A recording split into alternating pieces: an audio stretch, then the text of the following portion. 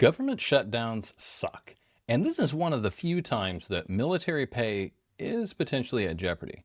But this video is not going to be about shoulding you or saying what you should have done before this happened. In this video, I'm going to tell you about what to do to prepare for a government shutdown, what to do if you weren't prepared for a government shutdown, and then I'm also going to talk about which resources you should go to first and which resources or services you should probably avoid to make sure that you're not creating a bigger problem.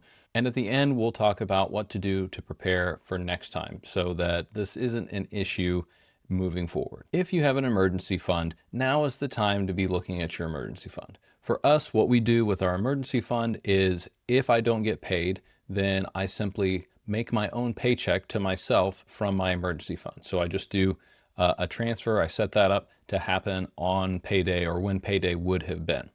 And so that way, all my automations, all those things like that, because we have pretty much all of our bills and stuff automated. They come out automatically every month. So I just have to figure out how to get money into the checking account and then it keeps going. So that would be the best case scenario. But what if you don't have an emergency fund? Okay, so that's what we're going to talk about now, and that's where I'm going to spend most of my time here. So when you don't have an emergency fund, now is not the time to kick yourself. Now is not the time to listen to people that are saying, oh, well, this is why you should have an emergency fund. Like, yeah, thanks. Not helpful right now.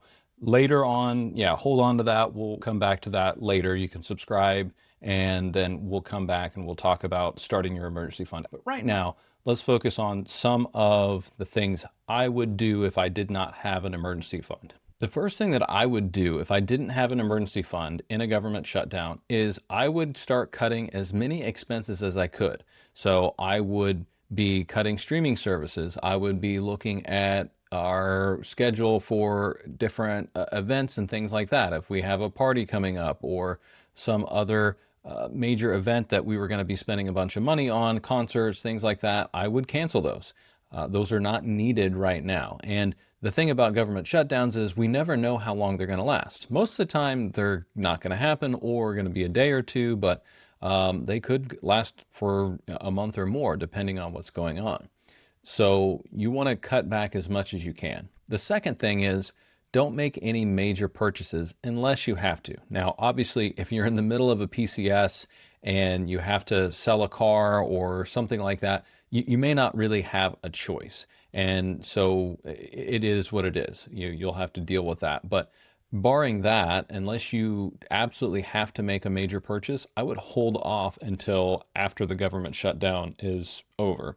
Just because you want to make sure that you have as much liquid cash available if possible. And if you do need to get assistance or get a loan or something like that, it'll minimize how much you have to take on from other sources. And then the other thing I would do is if you don't have a budget, I would definitely put it together. And not just because I think budgeting is cool, it's really not all that fun. But what this will do is if you do need help, you'll have a detailed list of exactly what expenses you're not able to cover. This is really important because if you are going to ask for assistance or get a loan or whatever the case may be, it's really important to ask for specific things. There are programs that are specific to, hey, if you need groceries, like there's commissary gift cards through X, Y, and Z organization, or if you need assistance with your utilities, I can't pay my electric bill. Okay, well, this particular community resource may be able to help you out with that. So you may have to mix and match resources in order to make things happen. The next thing I want to talk about is exactly what resources I would be looking at. So for one, I keep a list of all these different types of resources on my enlisted money resources page. So I try and keep that updated. If you are on there and you see a resource that isn't listed, please let me know. The first military resource that I always look at is Military OneSource. The other place that I would look is the military aid societies. So things like AER, Navy Marine Corps Relief Society, Air Force Aid Society, Coast Guard Mutual Aid, like those types of organizations generally are already prepped and ready for this kind of thing because government shutdowns, or at least the threat of a government shutdown, happens nearly every year.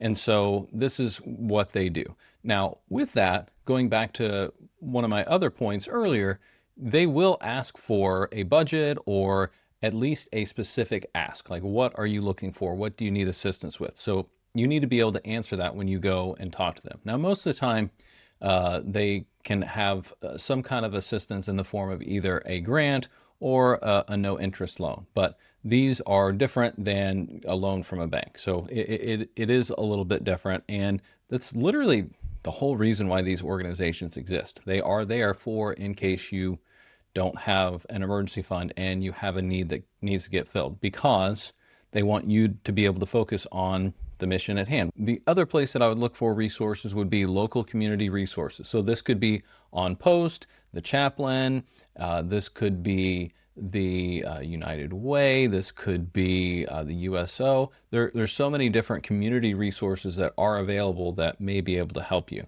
The last thing that I really want to talk about is what not to do.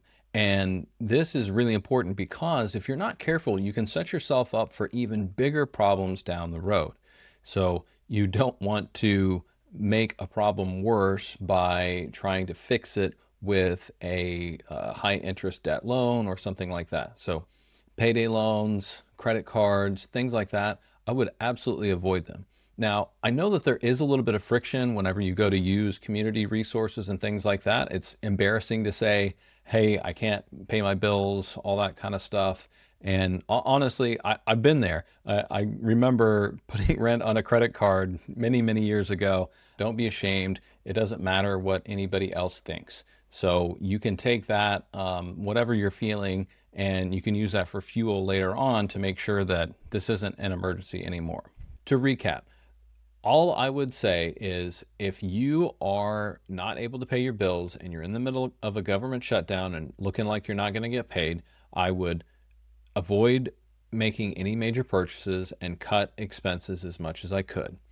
I would look for community resources that are free and that don't involve getting a loan. I would avoid taking out payday loans, using credit cards, and I would even avoid taking out just regular loans through banks. It sounds like they're being nice, and I think it probably is a genuine want to help. However, that does affect your credit, and it's probably not necessary if you use all the resources available to you.